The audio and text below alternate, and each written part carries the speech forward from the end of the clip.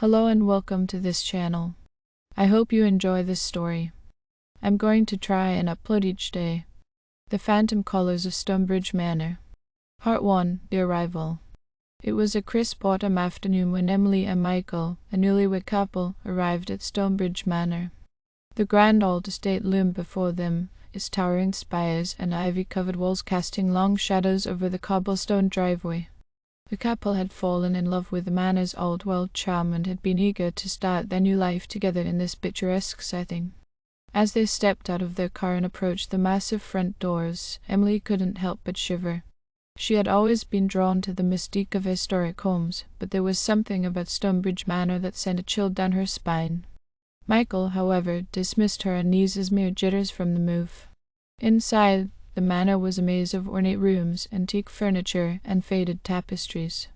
The couple spent the day exploring their new home, and as the sun began to set, they settled into the library to relax. It was there that the first call came. Part 2. The Mysterious Caller. The vintage rotary phone on the library's mahogany desk began to ring, its shrill sound cutting through the silence of the room. Startled, Emily picked up the receiver and hesitated before answering. "Hello," she said tentatively. Static crackled on the other end, and then a raspy voice spoke. "You shouldn't be here." Emily's heart raced, and she glanced at Michael, who had heard the voice too. "Who is this?" she demanded. The voice continued, "This place holds secrets, dark secrets. You'll regret staying here." Before Emily could respond, the line went dead. She hung up the phone, her hands trembling. Michael assured her it was probably just a prank call from a local teenager, but the ominous warning left her feeling uneasy. Part 3. The Haunting Calls. Over the next few weeks, the strange phone calls continued. Always from an unknown number, always with cryptic warnings about the manor. Emily and Michael tried to ignore them, convincing themselves that it was just a bizarre coincidence. But the calls grew more frequent, and each time the voice on the other end seemed to know more about the manor's history than they did. One evening, as they sat down for dinner in the elegant dining room, the phone rang again. Emily answered it, her voice trembling.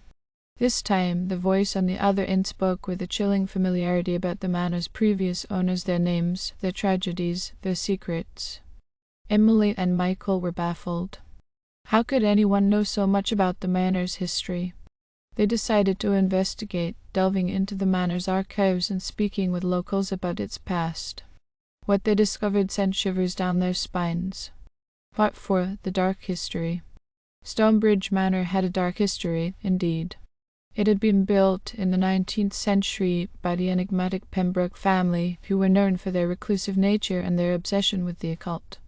Rumors circulated about secret rituals conducted within the manor's walls and the disappearance of several servants. As Emily and Michael dug deeper, they uncovered a series of tragedies that had befallen the manor's former inhabitants: accidents, suicides, and unexplained deaths. It seemed as though the manor had a curse, one that had claimed the lives of those who had lived within its walls. Part 5. The Final Revelation. The calls continued to escalate, and Emily and Michael's nights were filled with terror. They started hearing eerie whispers and footsteps in the empty corridors. Objects moved on their own, and the couple began to doubt their sanity.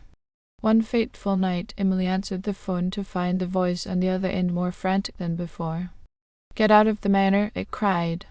"It's coming for you." Terrified, they decided to heed the warning and pack their bags. But as they made their way to the front door, they were met with a bone-chilling sight.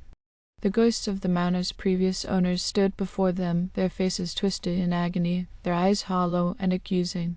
The room filled with a haunting wail, and the walls seemed to close in on them.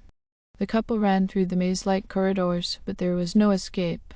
The manor itself seemed to come alive, trapping them within its cursed embrace.